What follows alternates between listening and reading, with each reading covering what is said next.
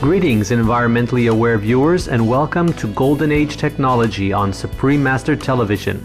Today we travel to the city of Calgary, Canada to meet two veteran designers of eco-friendly structures who will show us how various green technologies can be easily integrated into buildings to make them more sustainable.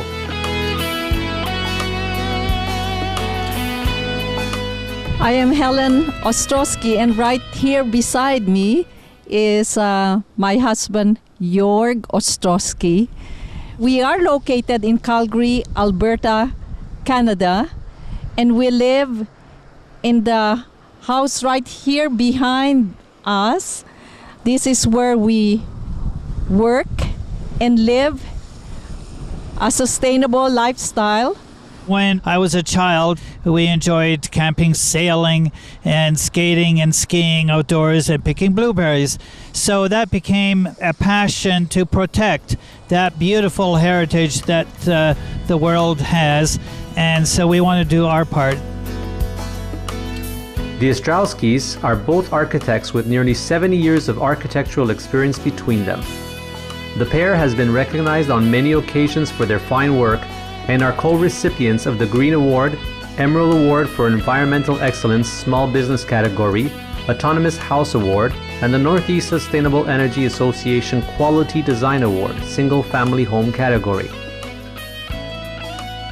Together with another architect, the Ostrowskis are co-owners of Autonomous and Sustainable Housing Incorporated, also known as ASH, which specializes in eco-buildings and eco-development. Through the years, the couple has designed many residential, commercial, and municipal architectural projects across the globe. In 2009, the pair served as consultants to the mayor of Puerto Princesa, the largest city in the Philippines, on a large-scale eco-focused municipal redevelopment initiative. For 17 years, they have lived in a self-built model green residence that does not connect with the city water, sewer, or natural gas lines. You might wonder, how is this possible? Let's find out by visiting the Calgary EcoHome, also known as the Alberta Sustainable Home Office, which has been featured in press articles, international journals, and textbooks and toured by 70,000 people since its completion in 1994. The section of Calgary that we're in is the northwest. As you can see, this is sort of a normal suburban area. This is a single-family home, but it has no basement. It's 1.5 stories high. It has a livable attic to minimize the amount of heat loss and to maximize the amount of usable area. The EcoHome was built using simple construction methods and durable, environmentally friendly materials. It features a space-efficient design, a system to promote good indoor air quality, and excellent insulation to minimize heat dissipation. As for energy requirements, the house primarily relies upon solar power, but does not use solar photovoltaic panels. Instead, the EcoHome collects solar energy by other means. We have lots of windows on the south side to allow passive solar gain into the house to warm up the house. The passive solar through the windows provides about 65% of all the heating. And then internal heat gain from people, from lights, computers, is about 25%. On the outside, we also have the dark stucco that can not only absorb the passive solar energy, but also store it. We use hot water solar collectors, and usually we use about 2 of those for domestic hot water and about 4 of them for space heating. And so that goes into mass. Mass, as you see behind us, in bricks, mass in the floor, mass in the building materials. So it is important not only to collect the solar energy, but also to be able to store it. 70% of our energy requirements and energy bills is in the form of heat required for space heating. The other 30% of the utility bill for most houses is for domestic hot water. All cooking is done with solar-powered appliances. Helen Ostrowski explains further. This one is the solar oven. And this is the reflector. It concentrates the light of the sun and directs it to the inside of this insulated box. The pot that we use for cooking or baking should be dark, because then it will absorb the heat. The bricks that we have added also stores more heat. And the black interior of the solar oven will allow the inside to heat much quicker. To prevent heat dissipation, the house's exhaust air first passes through a heat recovery ventilator, or HRV, which transfers the stale air's warmth to the incoming fresh air. Efficient thermal insulation keeps the EcoHome warm in winter and cool in summer. How do we select our insulation? Well, we want to make sure that the insulation that we use is as environmentally sound as possible. It should be cost effective, easy to work with, and provide a number of functions. It should deter heat loss or heat conduction from the inside to the outside. It should reduce the summer heat gain from the warm outside to the inside. It should act as an air barrier. It should act as a fire barrier. To prevent heat loss through windows, the EcoHome uses airtight high-performance windows. The windows feature multiple panes of glass and polyester and are filled with inert gas. The windows also allow ample natural light to pass through, thus brightening the EcoHome. We also have Venetian blinds that are light colored one side and dark on the other side. Then in the winter, if you have the dark side facing the sun, you can generate heat and give it off into the house. In the summer, when you don't want the heat, then you turn the Venetian blind where the lighter side faces the outside to reflect the heat away. And then we also have window quilts. Like when it's really, really cold, then we put this down. If there was a power outage and there's no other source of heating, a standard house would freeze within 24 hours.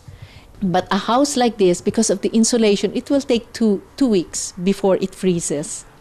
For interior spaces that have no windows, we use sun pipes. There's a reflector on the north side that reflects the south light down. And then we have the prismatic diffuser. But that's all natural light. Free of charge, no electricity. Keeping food cold consumes huge amounts of power in a conventional residence. How do the Ostrowskis deal with the challenge of minimizing energy use with regards to food storage?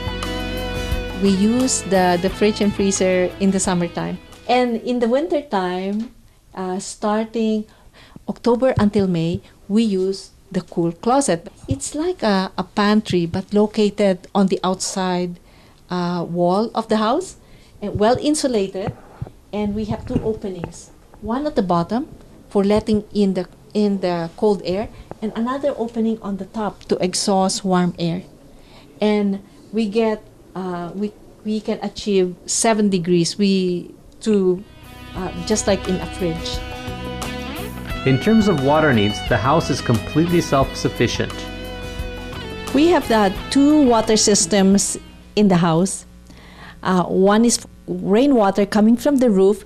It is stored in a cistern in the backyard underneath our deck, and that provides for all our drinking water and for cooking as well.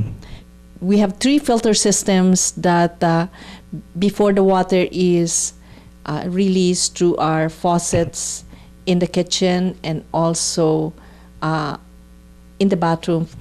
And we also have another system, which is the gray water system, which reuses water from bathing, from the showers, and from washing dishes, and also from the from laundry. To my left here is the airlock greenhouse. This is also where we treat our gray water, the planter box.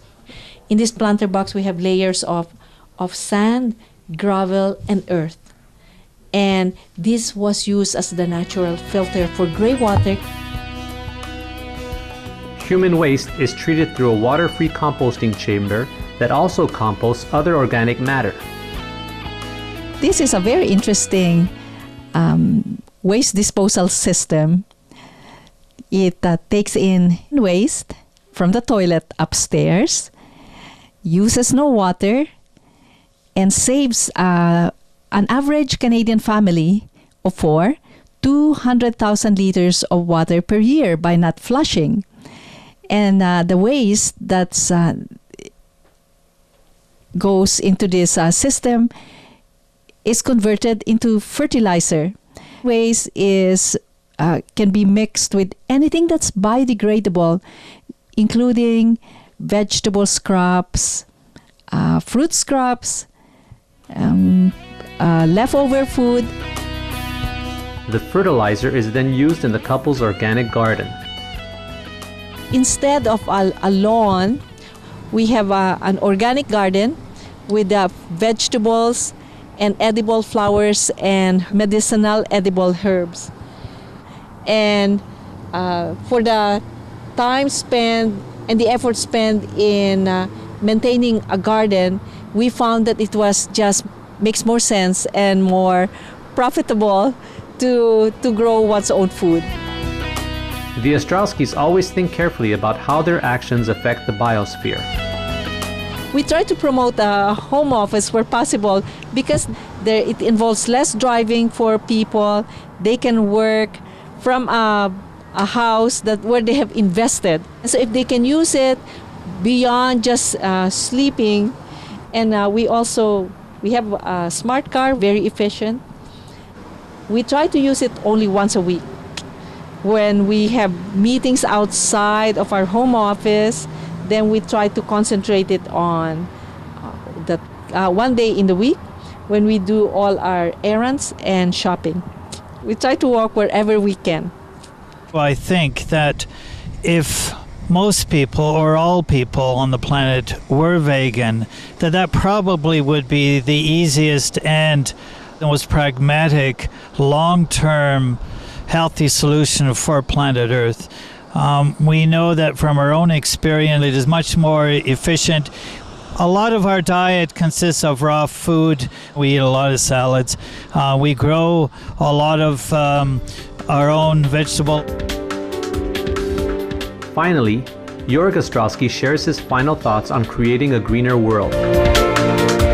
Safe drinking water and healthy soil are key aspects of a sustainable future. It is absolutely critical to have healthy soil and safe water, if you look at it globally, because many people do not have healthy soil or safe drinking water. We still use drinking water for flushing our toilet. That's why we have a compost toilet. It saves 200,000 liters of drinking water. There's no reason that we should be using drinking water for flushing toilets. Thank you, Jory and Helen Ostrowski, for providing a tour of the Calgary EcoHome and sharing your insights on earth-friendly architecture and living.